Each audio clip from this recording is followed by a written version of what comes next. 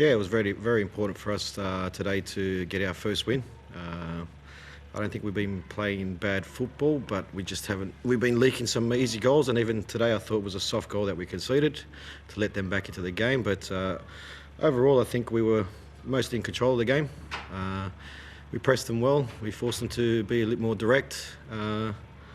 And look, I think especially the last two goals. There's no bad goals in football, but especially the last two goals, I thought were very good goals in the way that we combined and scored.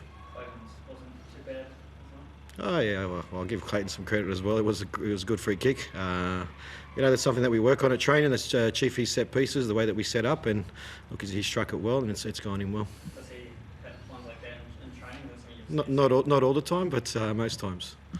Do you think this result could be a bit of a turning point as well in the season? I think the stat Talay told me before the game actually this is actually seems to be a start since 2016 season. So, well, it's a positive at least. I think last week's games helped. I think our last week's game against Melbourne City helped the belief within the players. Like I said, it's not easy going to play Melbourne City, being 2-0 down and coming back and getting a point out of that game. I think that would have put a lot of confidence in the players leading into this game.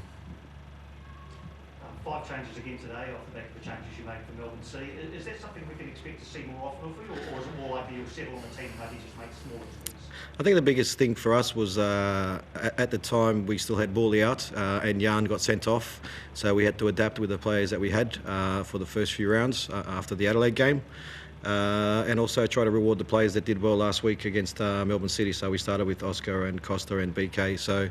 And I think they did a fantastic job again today. And we have that depth on the bench. We bring on Wayno and Bally that can influence the game as well. So it's not a luxury, but we have that depth that's required to make changes and influence games. And even those guys came on and did a fantastic job.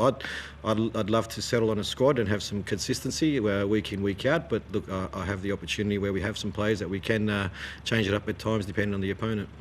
It's actually about being old, because at the start of the season you see all these imports, these attacking players, experienced players, and he almost gets forgotten about, but he's played quite a significant role for you. What are you seeing in this development?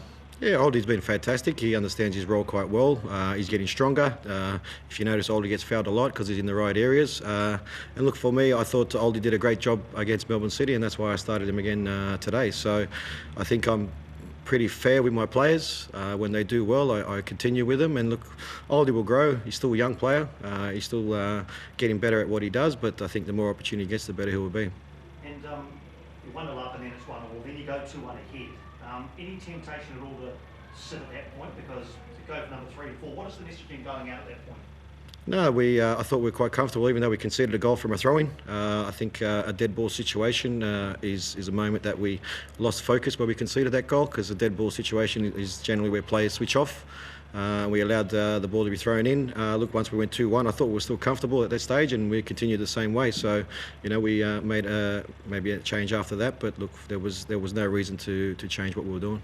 Was this the first time you were really satisfied with the performance of the team? Yes and no. I think at times we can be better. I'll always ask for more from my players. Always drive the expectation. Overall, was it a good performance and a good win? Yes, it was. It was something that the group needed, and I think we'll grow from that. But I think we can always do better and improve. And I guess a lot of Australia's eyes were on Daniel Arzani.